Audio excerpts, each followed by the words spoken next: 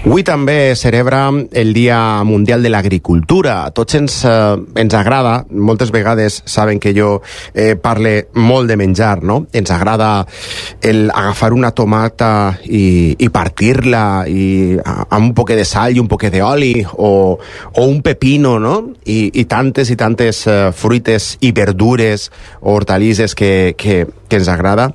Doncs vull parlar d'eixa, una de les activitats més antigues, doncs a les que donem gràcies a tantes i tantes persones, no?, que treballen i han treballat per la nostra agricultura. Hem convidat avui al nostre programa a l'agricultor, membre de Per l'Horta d'Ontinyent, Fran Mollà. Fran, bona vesprada. Hola, bona vesprada, Esteban, com estem? Molt bé, encantats de parlar amb tu. Fran, tu suposa que pensaràs el mateix el que estava dient jo, no? Hi ha que donar gràcies a tu per seguir amb l'agricultura, però a tantes i tantes persones que ho han fet abans, no? Pues crec que sí, primer que res, deixant que el doni l'enhorabona per haver-nos cridat, per haver comptat en el col·lectiu Per l'Horta d'Ontinyent per a celebrar el dia d'avui, el dia de l'agricultura. I en particular, a mi em passa com a tu, que també m'agrada molt parlar de menjar. Res no m'agrada tant com el pimentó torrat, celebrant tant el centenari del naixement d'Estellers. Doncs bé, dir-te que sí, que no és només a mi, jo sóc un xicotet d'eslabó de la gran cadena que formen part tots els llauraors i sobretot els nostres avantpassats, els antics, que diu mon tio Manolo. Sí, perquè un xicotet o un gran esforç que han fet cada un d'eixes persones, no? Els xicotets agricultors, els mitjans, dedicats al cultiu de la terra, al cuidar la terra, no? Sí, donat compte que Ontinyent es basa, la seva primera indústria és l'agricultura. Després ja va vindre el tema del tèxtil i tots els temes industrials, però la base fonamental de la Vall d'Albaida ha sigut l'agricultura, sobretot a d'Ontinyent. Donant compte que teníem l'horta més gran després de l'horta de València, era l'horta d'Ontinyent. Això és un fet que està datat, és històric.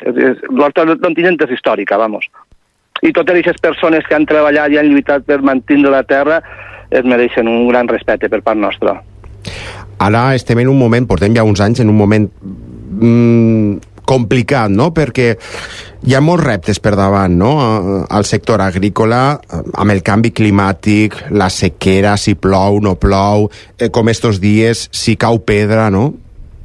Sí, he donat compte que estos dies que ha caigut la pedra, que ens ha caigut, per exemple, a les Alqueries, ens ha fet malbé molta part de la collita. Encara tenien tomates tardanes, encara tenien pebres, encara tenien albergines que s'han llançat a perdre. I això a nivell d'un xicotet d'agricultor, o de dos o tres xicotets agricultors que són així a les Alqueries. Si t'agarres ja gent que té bancals de caquis, bancals de raïm, això sí que s'ha afectat moltíssim més, perquè el que més danya ja no és la part econòmica, sinó és la il·lusió de mantindre's de la terra. Això és el que més ens afecta moltes vegades, que al final el penses de veure si valdrà la pena seguir l'any que ve.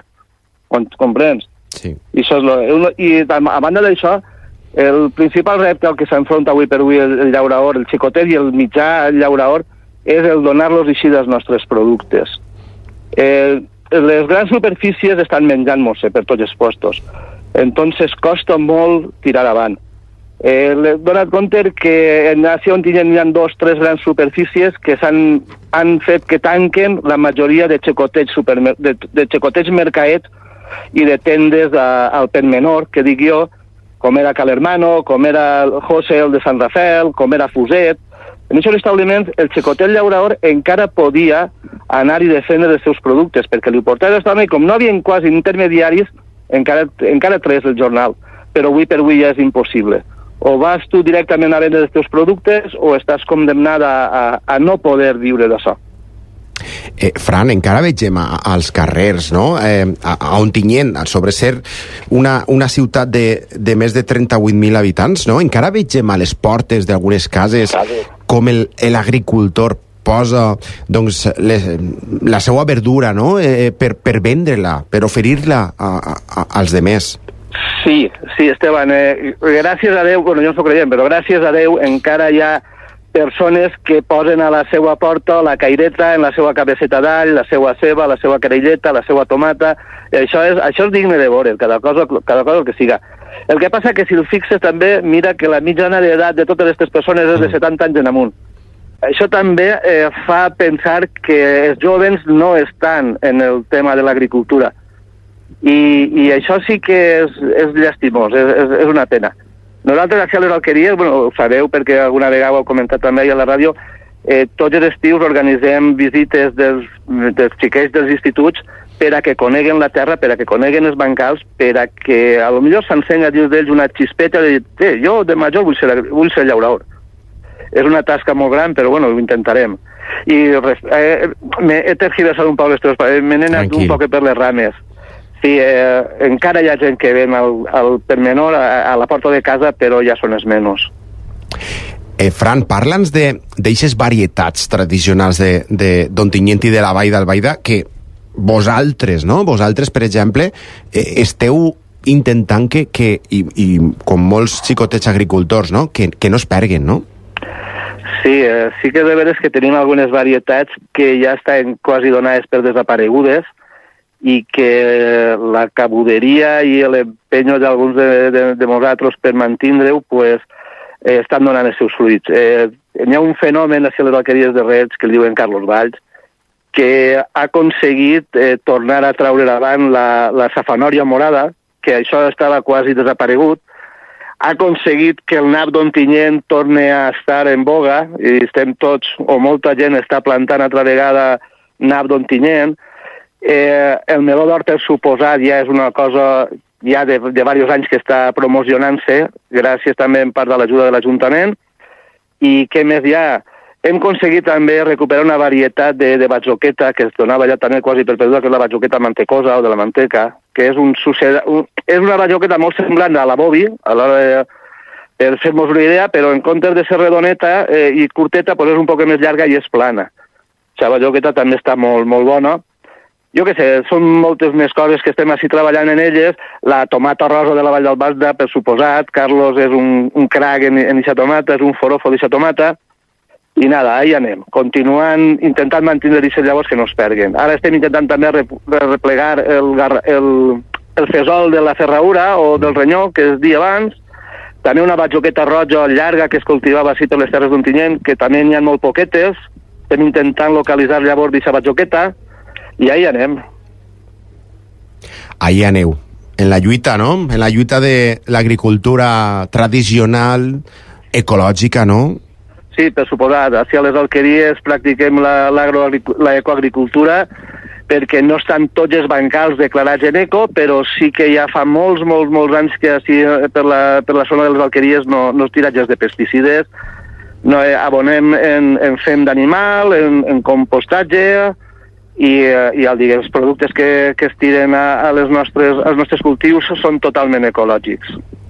Per cert, que crec que alguna vegada li he preguntat a Carles, els productes que vosaltres realitzeu, on es podem trobar? Si algú ara que ens està escoltant diu, doncs a mi m'agradaria ixa tomata rosa, per exemple, que has nomenat, no?